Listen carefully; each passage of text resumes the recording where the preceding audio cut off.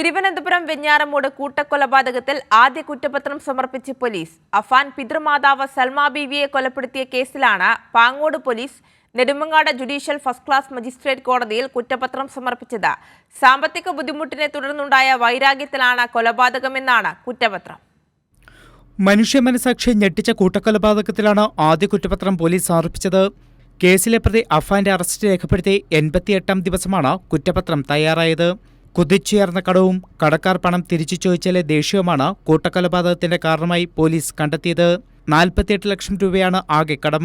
കടം വീട്ടാൻ സഹായിക്കാത്തതും അമ്മയെയും തന്നെയും കുറ്റപ്പെടുത്തിയതും പരിഹസിച്ചതുമാണ് പിതാവിന്റെ അമ്മ സൽമാ ബീവിയെ പാങ്ങോട്ടെ വീട്ടിലെത്തി കൊലപ്പെടുത്താൻ കാരണമെന്നും കുറ്റപത്രത്തിൽ പറയുന്നു. 450 പേജുള്ള കുറ്റപത്രത്തിൽ 120 സാക്ഷികളെയും 40 തൊണ്ടിമുതലുകളും ഉൾപ്പെടുത്തിയിട്ടുണ്ട്. പിതൃ സഹോദരൻ ലത്തീഫ്, ഭാര്യ ഷാഹിദ എന്നിവരുടെ ജീവനെടുത്തതും സൽമാ ബീവിയെ കൊലപ്പെടുത്തിയതും അതേ വൈരാഗ്യം കാരണമാണ്. കാമുകി ഫർസാനയെ കൊന്നത് താൻ മരിച്ചാൽ ഫർസാന ഒറ്റപ്പെടുമെന്ന സ്നേഹം കൊണ്ടല്ല, പണയം വെച്ച 4.5 പവൻ സ്വർണം തിരികെ വേണമെന്ന് ആവശ്യപ്പെട്ടതിലെ ദേഷ്യമാണ് കാരണം.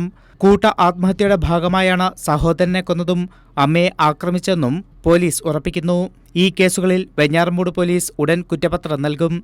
കൈരളി ന്യൂസ്, തിരുവനന്തപുരം.